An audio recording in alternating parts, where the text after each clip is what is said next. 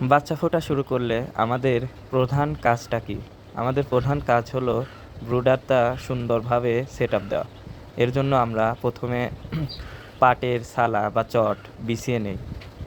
ভালোভাবে সুন্দর করে বিছিয়ে তার উপরে আবার সুন্দর করে পেপার দিয়ে তারপর 100 ওয়াটের যে বাল্বগুলো থাকে ওইগুলা দিয়ে বাচ্চা ব্রুডারে দেওয়ার 30 মিনিট আগে থেকেই বাল্বগুলো জ্বালিয়ে রাখতে হয়, কারণ এতে তাপমাত্রা সঠিকভাবে চারিদিকে ছড়িয়ে পড়ে।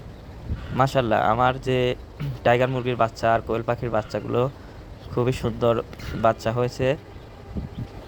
বাচ্চা ব্রুডিংয়ে দেওয়ার পর 3 দিন লাইসোভিটের পানি 6 ঘন্টা পর পর দিতে হয়।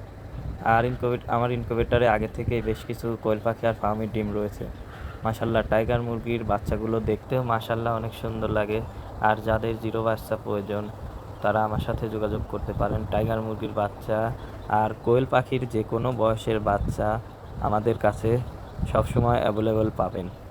আর দোয়া করবেন আল্লাহ তাআলা যেন আমাদের ব্যবসায় বারাকা দান করেন।